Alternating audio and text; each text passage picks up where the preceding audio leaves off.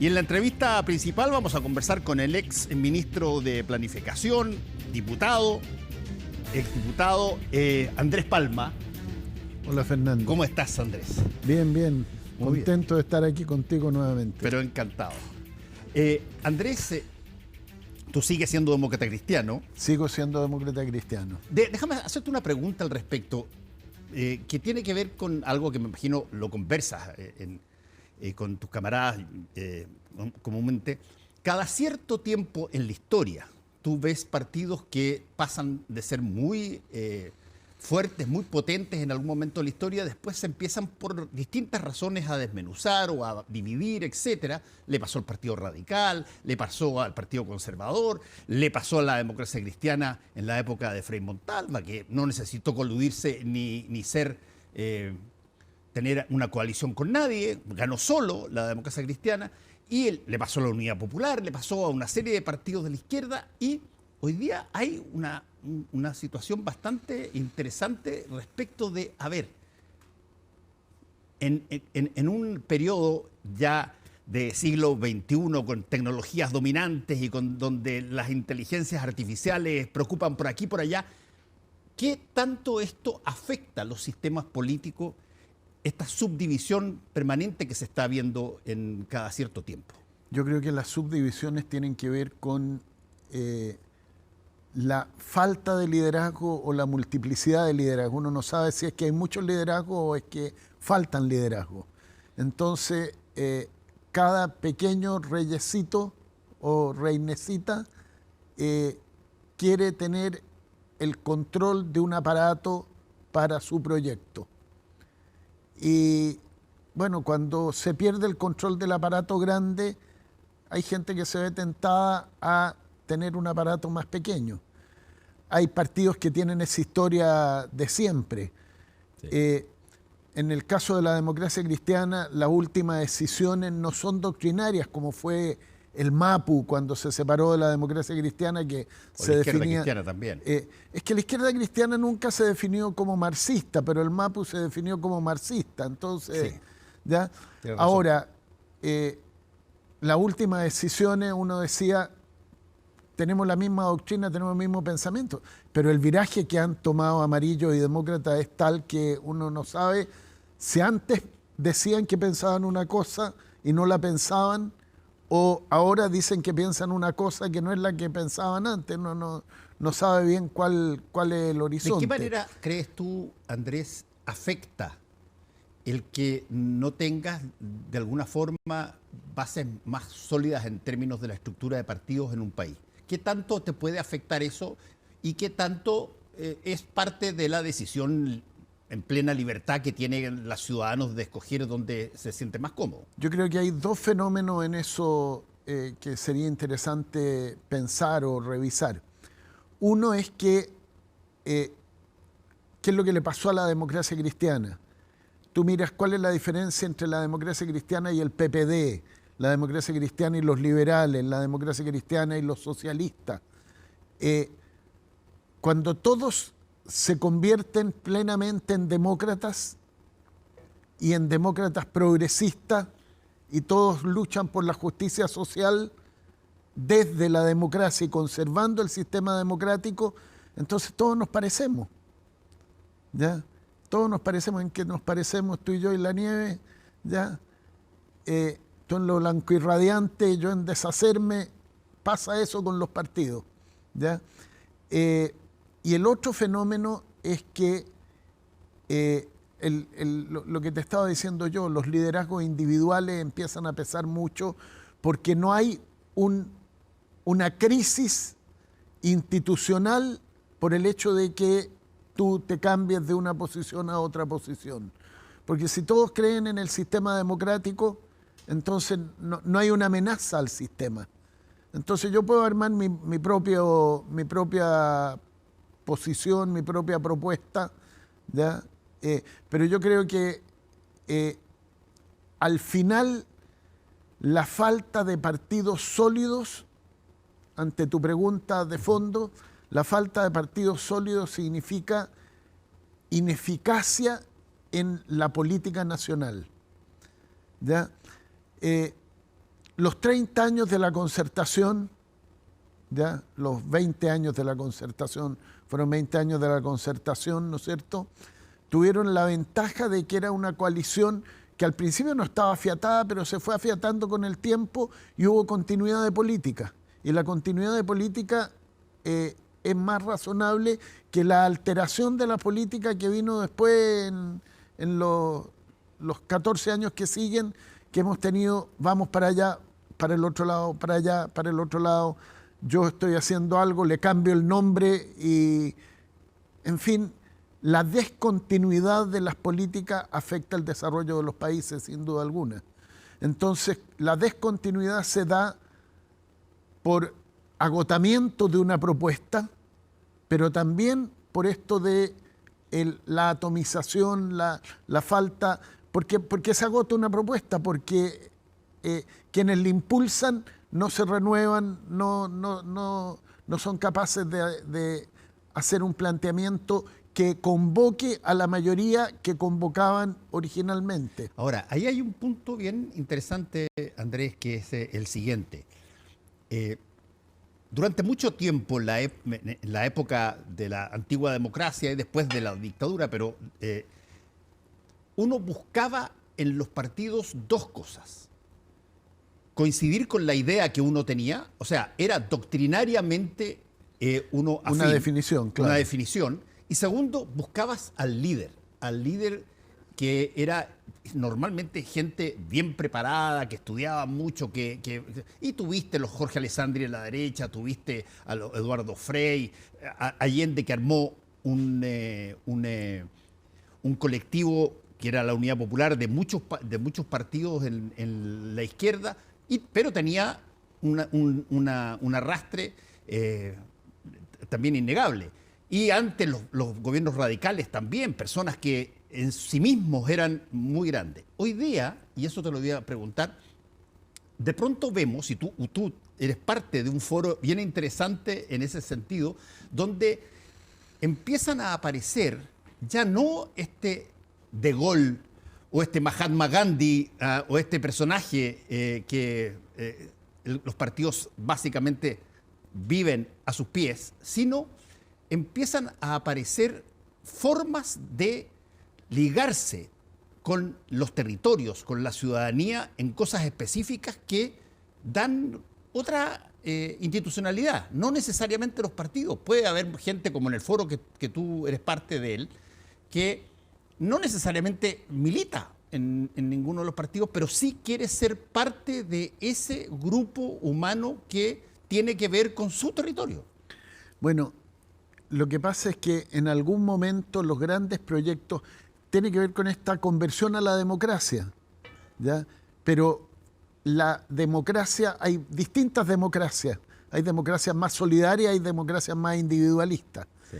Y la falta de un proyecto aglutinador es muy determinante en el debilitamiento del proceso de desarrollo, ¿ya? O sea, yo estoy pensando, cuando tú mencionabas, se me venía a la cabeza Frei Montalva. O sea, todo lo que hizo Frei Montalva en su gobierno, en educación, en agricultura, en minería, en vivienda, en desarrollo territorial, en puertos, en fin, tú dices, había un proyecto de desarrollo del país. Hoy día, tú preguntas cuál es el proyecto de desarrollo del país y de repente, bueno, en el Foro para el Desarrollo Justo y Sostenible queremos contribuir a armar una propuesta de proyecto de desarrollo del país, pero es difícil convencer a algunos directivos políticos o algunos representantes políticos de la necesidad de eso, porque el cosismo, que lo inventó en Chile Joaquín Lavín, ¿no es cierto? El cosismo mata los proyectos políticos, lo mata porque es el corto plazo, el bono que a ti te dan, ya importa más que el generar una estructura productiva que cree empleos de calidad en el largo plazo y para toda la población. Y eso hoy día es muy difícil. En los 20 años de la Concertación, eso en parte se consiguió porque se aprovechó un impulso del modelo exportador, de la explotación minera. No hay que olvidar, lo decía Máximo Pacheco en una reunión que armamos del foro hace un par de días, Chile producía 1,5 millones de toneladas de cobre el año 90 y el año 2005 producía 5,5 millones de toneladas de cobre. ¿Ya? O sea, esa expansión de la minería chorreó, digámoslo de alguna manera, en una serie de áreas de la economía. Lo mismo pasó con la industria de la salmonicultura, la vitivinicultura, el desarrollo frutícola, la industria forestal. Tuvieron una expansión muy grande y llegamos a una meseta, y después de la meseta no tenemos nuevos proyectos, no tenemos un nuevo proyecto de desarrollo. Se hicieron las concesiones, tú ahora dices, ¿qué vamos a concesionar? Ninguna gran obra como las que se concesionaron en el gobierno de Frei o en el gobierno de Lagos, ¿ya? Que son atracción de inversión, que son generación de empleo, en fin. Entonces, tú ves cuál es la llegada de la inversión extranjera hoy día al país, que es comprar empresas, claro, no crear empresas, ¿ya? Entonces, es como que estamos en una meseta, lo dicen todos los economistas serios en este país, de derecha, de centro, de izquierda. La productividad estancada desde el año 2010, en fin. Entonces, ¿cómo salimos de eso? Eso requiere un proyecto de desarrollo con una mirada diferente de lo que hemos hecho hasta ahora, porque hasta ahora la frase que se le atribuye a ¿cómo se llama?, a Einstein, ¿ya? No se puede obtener algo diferente haciendo más de lo mismo. Sí. Ahora, fíjate, hay un punto que es particularmente sensible. Hoy día lo conversaba con la directiva del registro civil, que me llamaron para conversar un poco con ellos y hacer una charla ahí. Y lo conversaba con ellos de la misma forma que te lo voy a plantear a ti. Una de las cosas trascendentales para que la ciudadanía sepa lo que está pasando y tenga apoyo a el gobierno si está haciendo bien las cosas, es que tú empieces a ver que aparecen cosas nuevas allí donde no habían. Sin duda. Tú empiezas a ver nuevas viviendas por algún lado, caminos por otro lado. Tú empiezas a ver cosas que te dan la sensación de que, oye, aquí se están haciendo cosas, puede ser de que no sean todas perfectas, pero ha empezado a haber una situación. Cuando tú ves que básicamente, y eso puede ser una buena responsabilidad de nosotros los periodistas, digamos, que tengas noticiarios que el 60% son situaciones que tienen que ver con la delincuencia o tienen que ver con situaciones que atentan contra la tranquilidad de la ciudadanía. Bueno, lo que tú vas a ver no van a ser las cosas que tú prometiste en el programa, sino que tienen que ver con este tipo de situaciones y cambia totalmente la apreciación que la gente tiene respecto del gobierno de turno. Y hoy día tú estás viendo eso, una gran énfasis en materia de seguridad pública, con una oposición fuerte, potente en el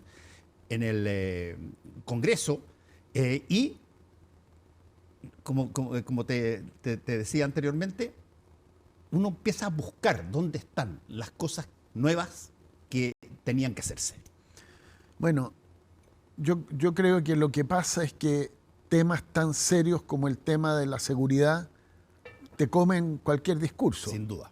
Te comen cualquier discurso, porque si uno sale a la calle con temor, bueno, el resto importa poco, ¿ya?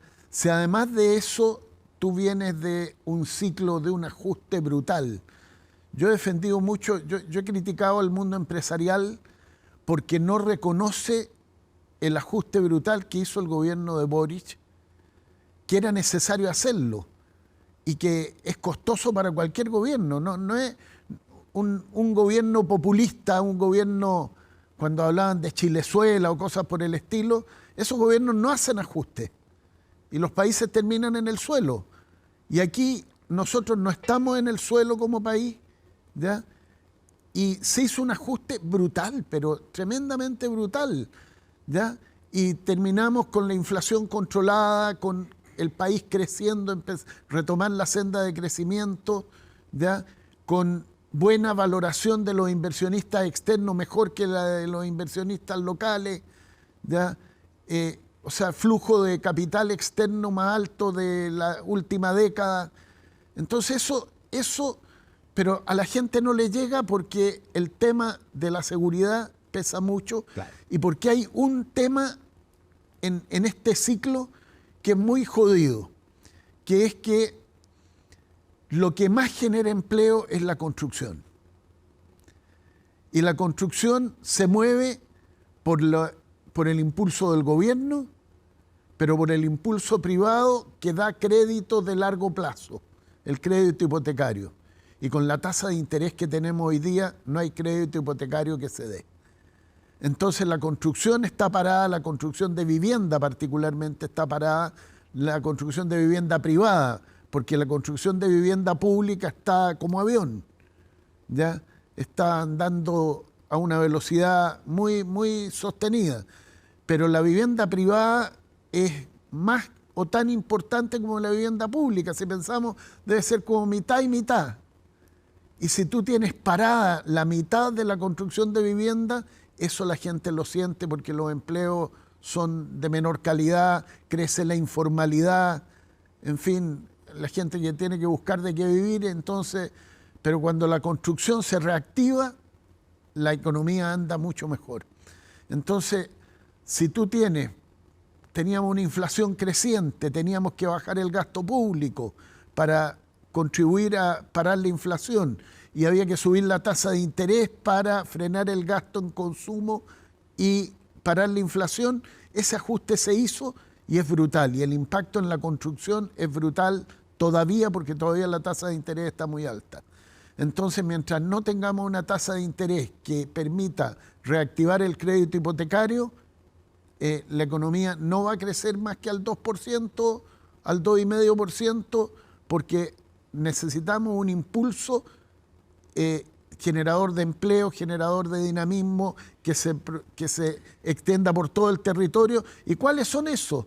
Son las obras públicas, son la construcción.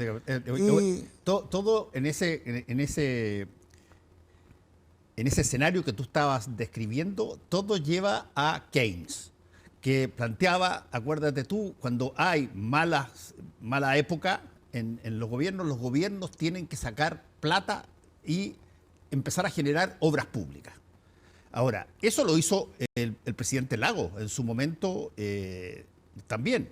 Pero la pregunta que te hago es, ¿está no solamente el país, está el mundo con un nivel de crispación muy fuerte, con cambios muy brutales en los gobiernos en muchas partes del mundo? En todas partes. En todas partes.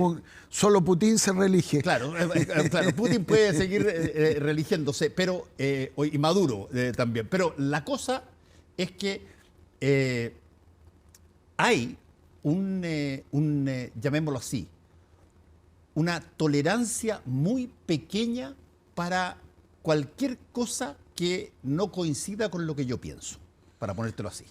Bueno, es que con las redes sociales, tú sabes más de esto que yo, pero con las redes sociales todo el mundo cree que está plenamente informado.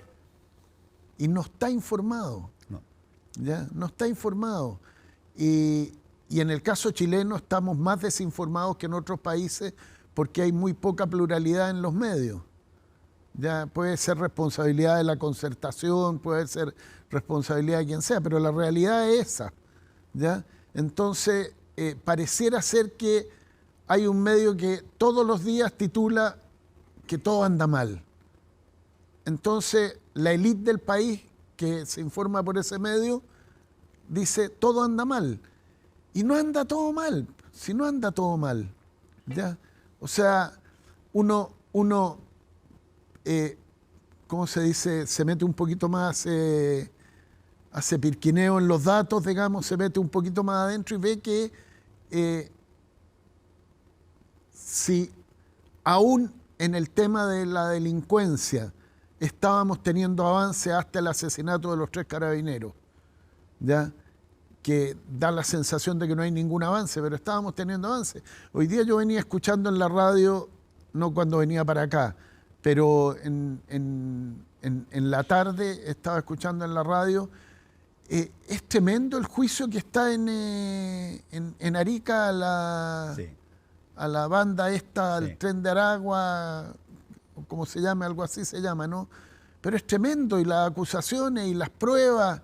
Entonces estamos avanzando El tren de Aragua y los gallegos también. y los están. gallegos en otro lado, y antes habíamos tenido el desbaratamiento de una mafia de tráfico de madera en la región del Biobío, ¿ya? Y los otros tipos de las facturas falsas que se nos olvidaron.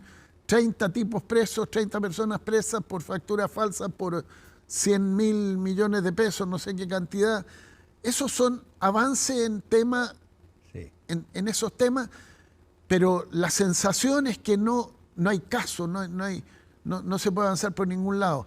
Yo leía el otro día una carta que publicó el arzobispo de Santiago. Y era tremenda, porque al final hablaba de la esperanza, pero uno leía la carta y se le acababa toda esperanza en este país. Pero mira, hay una cosa que creo que es interesante porque está pasando en muchas partes. Yo lo he dicho muchas veces y por lo tanto me voy a repetir de algunas veces que lo he dicho, y que fíjate que hay un libro extraordinariamente interesante que trata de este tema, que es un libro además por un escritor extraordinario que es Umberto Eco, el italiano, y se llama Construir al enemigo. Dime que no es cierto que tú hoy día, a diferencia de antes donde tú tenías diferentes posiciones y habían posiciones bien tensas, etcétera, acá allá, pero tú tenías la capacidad de conducir de alguna manera una suerte de medio campo relativamente estable. Bueno, hoy día, cuando tú te das cuenta en el mundo que mientras más fuerte hables, más insultos hagas, más promesas de mano dura hagas y identificas rápidamente quién es tu enemigo, se genera una situación polarizada muy rápidamente muy y cambian los gobernantes, pero de una noche para otra. Sí, y en Chile todavía estamos en esa lógica. Mira, yo venía a hablar de la ley corta de ISAPRE. Bueno, ya, eso vamos, me va a quedar unos 5 minutos para eso. Yo venía a hablar de la ley corta de ISAPRE. Venía pensando, ¿cuán fácil es llegar a un acuerdo en la ley corta de ISAPRE? ¿Qué tan fácil es? Yo encuentro que es súper fácil. O sea, la propuesta del gobierno es bastante razonable, pero hay un sector en la derecha que se le metió esto de la mutualización, que no es mutualización. Ya, la mutualización, no se mutualizan las deudas. Tú no puedes decirle a dos personas, o sea, yo te debo 100, ¿ya? Y a otra persona le debo 50, claro. Y les digo, oye, le voy a dar 60 a cada uno, y si yo te debo 100, te debo 100. ¿Ya? ¿Por qué tú vas a renunciar a lo que te debo? ¿Ya? Entonces, lo que se mutualiza, las mutualizaciones son antes, son los riesgos, son los compromisos, se pueden mutualizar. O sea, yo puedo hacer algo en conjunto con otro, pero en materia de seguro lo que se mutualiza es el riesgo. Yo soy más riesgoso que tú, tomamos un seguro en conjunto, a ti te sale más caro, a mí me sale más barato, y mientras más grande el universo, se compensan los riesgos, porque no todos tenemos, en el caso de la salud, no todos vamos a tener las mismas enfermedades ni al mismo tiempo, entonces hay un riesgo promedio que se mutualiza. Pero eso no son las ISAPRE. Entonces, insistir en que esa es la fórmula de resolver el problema, que es, al final, hacer que las ISAPRE no asuman que cobraron de más, y no asuman lo que cobraron de más, es quedarse en una posición de defensa de intereses, ¿ya? Pero si tú permites a la ISAPRE capitalizar, si tú permites a las ISAPRES, como está en la última indicación del gobierno, que puedan ofrecer un convenio de pago, si tú les permites que paguen en 10 años, bueno, mientras están pagando la deuda no pueden retirar utilidades. Yo no entiendo por qué alguien podría decir, no, que sigan retirando utilidades. Si las utilidades son porque cobraron de más durante, ¿cuánto? Desde el 2010. Eso, con un fallo de la Suprema debe ser. Por eso, desde el 2010 están cobrando de más. Entonces, lo mínimo es decir, a ver, aquí hagamos las cosas en serio, digamos, aquí hay responsabilidad de los ejecutivos de la ISAPRES, de los propietarios de la ISAPRES. Ojalá ellas dijeran, vamos a capitalizar, vamos a poner plata para poder salir de esto, porque si ponen plata, la misma plata que se llevaron como utilidades, o parte de la plata que se llevaron como utilidades, la invierten, entonces el negocio no es malo. Si el negocio no es malo, el negocio, digo, la salud como negocio no es bien vista, pero el negocio de asegurar las condiciones de salud de las personas es un negocio universal que existe en muchos lugares del mundo. Entonces, ¿por qué aquí va a ser algo malo? Porque están acostumbrados a cobrar más de lo que cobraban. Pero si asumimos que eso, ya hay un dictamen de la Corte Suprema que dijo que habían cobrado de más, entonces resolvamos eso, y eso se puede resolver fácilmente si asumimos que ese es el tema. Última pregunta que te hago, Andrés, respecto de eso, de ese caso particular. Tú que estuviste mucho tiempo en el Congreso y que probablemente conoces a buena parte de las personas, tanto del oficialismo como de la oposición, ¿hay agua para una piscina de algún mínimo acuerdo en esta materia de las ISAPRES? Porque yo vengo escuchando la lógica de las ISAPRES desde hace... No, llevamos un año y medio o algo así con este tema. Quizá, no, con el tema de la ISAPRES con el tema mucho de las tiempo. reformas y todo esto. Sí. Pero bueno, existe, tú conversas con ellos, a ver, ¿cuáles son las cosas que frenan? ¿Son cosas ideológicas? Son cosas ideológicas. ¿Sí? Son cosas ideológicas. ¿Tú lo ves así? Yo lo veo absolutamente así. Yo creo que si tú en materia previsional, en materia de salud, que son los dos temas, incluso en materia tributaria, te pone en serio a revisar los números, tú puedes llegar a acuerdos fácilmente. Pero aquí hay algunos que dicen es que la salud no se pueden tocar las ISAPRES, no se pueden tocar las AFP, no se puede tocar ninguno de los grandes negocios que existen hoy en día, pero hay que tocar esos negocios. Para que el país se progrese y se desarrolle hay que tocar esos negocios. ¿Por qué hay que tocar esos negocios? Porque hay que hacer que el mundo empresarial tenga otra mirada y no se quede contento con lo que tiene. Fíjate que el año 2001 fueron las Torres Gemelas, ¿no? Sí. El año 2001 fuimos a Taiwán con, en esa época, vicepresidente de la Cámara, Rodolfo Seguel, y con Gabriel Asensio, en una invitación que nos hizo el gobierno de Taiwán. Y yo le pregunté al presidente del Kuomintang, en la reunión que tuvimos con él, ¿por qué habían hecho ellos la reforma agraria? Cuando eran la derecha china, ¿no es cierto? Derrotados por Mao, llegan a Taiwán y hacen la reforma agraria. Yo le pregunté, ¿por qué hicieron la reforma agraria? Entonces dijo, por dos razones. Primero, porque Taiwán, como era una isla pequeña, desde el punto de vista agrícola, no tenía una perspectiva de desarrollo. Teníamos que desarrollarnos en otras áreas, industriales, comerciales, etc. Pero principalmente hicimos la reforma agraria porque necesitábamos que los empresarios que eran agricultores entendieran que tenían que dedicarse a otro tipo de área industrial. Y Taiwán, en un periodo muy breve, terminó siendo un país desarrollado. De ser una economía agraria a ser una economía industrial, comercial, un motor de desarrollo, el Made in Taiwan. Cuando yo era niño, los juguetes eran Made in Taiwan, ¿ya? Y un gobierno de derecha entendió que el empresariado tenía que abrirse a nuevos negocios, tenía que crear algo nuevo.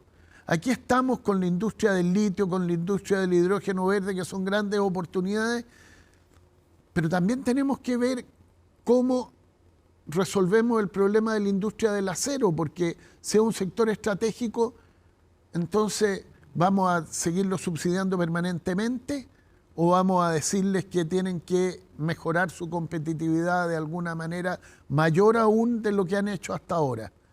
Se tienen que hacer asociaciones en investigación para ver, o sea, lo que hacemos en Chile de investigación para desarrollar nuevos negocios es de país subdesarrollado.